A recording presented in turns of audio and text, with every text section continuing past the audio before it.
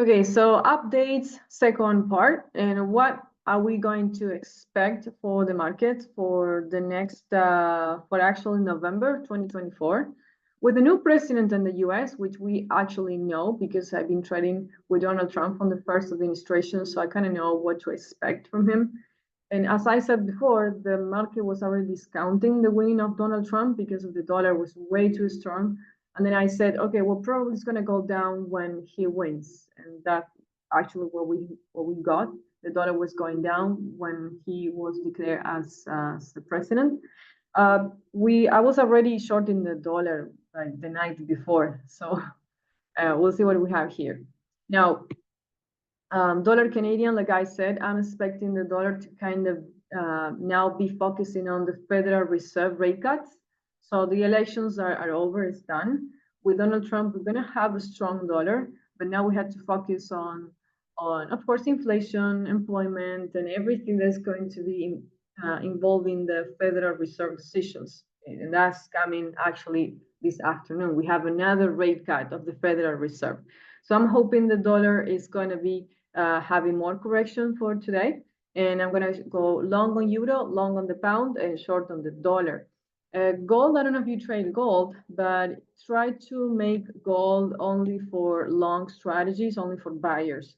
Okay, that will be very important for you to kind of stick on buyers with gold.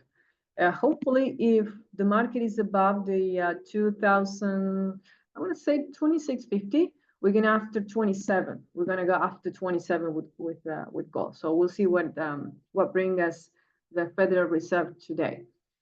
How you project the market? Okay, if you see the euro dollar, I'm going to show you here how you can actually see the market going up for the euro dollar. For example, you have to go from bigger time frames to smaller time frames when analyzing the projection of the market, whatever instrument you want to go for. So let's see here euro dollar. So I'm on euro dollar, and I see from the historical levels on this year that the market been always trying to buy, always trying to buy from the lows, always trying to buy from the lows of the 107, 107.50.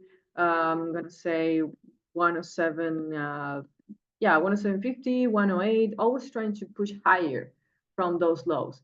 So the historical levels on the price action this year, the market was trying to buy from the 107, 107.50, and the 108. So the demand on the euro from those prices are actually buyers.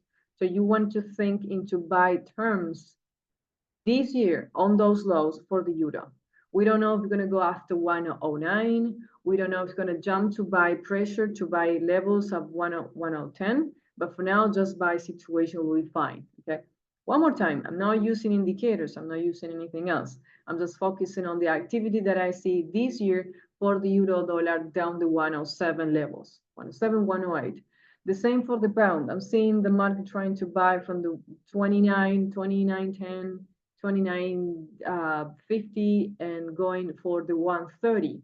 130 and above, more by pressure. Okay. Dollar Canadian below 139, just sellers. We're going to expect more sellers today for dollar Canadian. That's all we got. Now, the map price, of course, you're going to have it on the other material that I have on the course, okay? But you have to set it up yourself in your trading account. I have the Spanish version of the book. The English version is not updated, so I wouldn't recommend it for you. But if I'm going to be updating, like hopefully every week, the map price, so you know what to be doing on the week. And if it's not every week that I can do this, then probably every 15 days.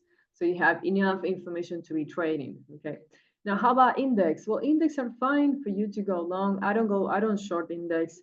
I wait for that correction. So when index I see a good correction, then I jump in, I buy. You know, I don't short the I don't short the U.S. economy. Not with Trump now, not with Donald Trump as a president. So make sure that if you see a correction with the index, then you jump in and buy. Okay, so I think too high. I don't see correction. The market is actually being euphoric on the elections, so it's not a good idea to kind of do anything with index. But hopefully, if we have a correction within the next week or so, we're gonna have an opportunity. You need to focus on the opportunity, not on the buy pressure when it's done. I mean, it's done. The market already bought. It's completed. You know, the same for S&P 500, the NQ, they're all on the bull run. You know, so it's actually late to jump in. You want a correction. Hopefully, the Federal Reserve is going to give us that correction, and then you see the opportunity. You wait for the confirmation, and then you jump in. So that will be for index. I'll leave you this information so I don't make the videos too long, and I'll give you another update within the next few days. Hopefully it's going to help you as it helped for me in the price action.